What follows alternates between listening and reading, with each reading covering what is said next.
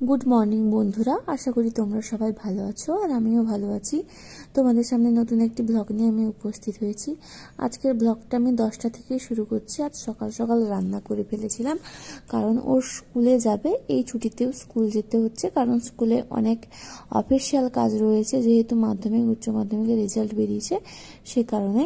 আর দেখো বন্ধুরা, মানে রান্না করে আসার পর আমার মুখের অবস্থাটা জাস্ট দেখো, পুরো ঘেমে হয়ে গেছি। লুক এট মি, হাই করে দাও। আর এদিকে ইনি বসে মোবাইল ঘাঁটছিলেন, কারণ ওনার খাওয়া দাওয়া শেষ, সময় আছে, সেজন্য একটু বসে মোবাইলটা দেখছিল। আর দেখো বন্ধুরা, আমার খাবারটা আমি ঢেকে রেখে দিয়েছি, পরে খাবো। যাই হোক, ও এখন বেরিয়ে যাবে, তারপরে আমি তোমাদের সঙ্গে শেয়ার করছি যা কিছু করছি। কোনো দিন হেলমেট নিবে না, সব দিন আমাকে হেলমেটটা দিতে হবে। হ্যাঁ,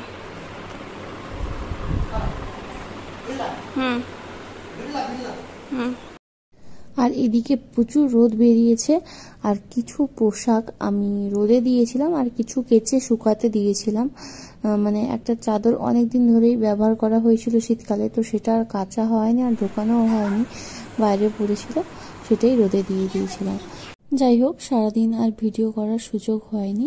আর সন্ধেবেলা চলে গেছিলাম বাজারে একটা শোকেস দেখতে, সঙ্গে নিয়ে এসেছিলাম একটা টেবিল ক্লথ। তো অনেক দিন ধরে টেবিল ক্লথটা আনার ইচ্ছা ছিল, আজকে সে কারণেই পছন্দ করে নিয়ে চলে এসেছিলাম। শুকতে দেবো না এর উপরই পাতো? না, শুকনো কাপড় দিয়ে একটা মুছে দেবো নাকি? না, শুকনো কাপড়টা নিয়ে আসছে, মুছে দেবো। শুকনো গা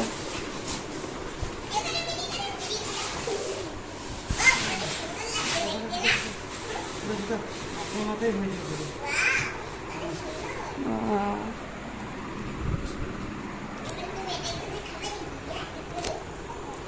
শোনা, শুধু শুধু গাছটা রাখবে মাঝখানে, হ্যাঁ, আর কিছু রাখার দরকার নেই। টেবিলের লুক পুরো চেঞ্জ হয়ে গেল এবং একদম ঠিকঠাক হয়েছে, একটুকুও বড় ছোট হয়নি। এটাই সব, মাপটা একদম সঠিক করে দিয়েছে। ওয়াও, আর জল গ্লাসটা রাখো বাপি। সরাসরি এগুলো রাখলে কিছু হবে না।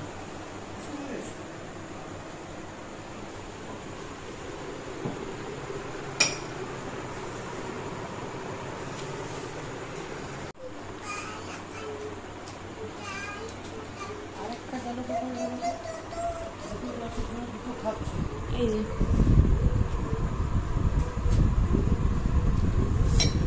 যাই হোক, আমাদের টেবিল ডেকোরেশন কমপ্লিট। তোমাদের কেমন লাগলো জানিও। আর হিয়া তো বলে দিয়েছে খুব সুন্দর হয়েছে।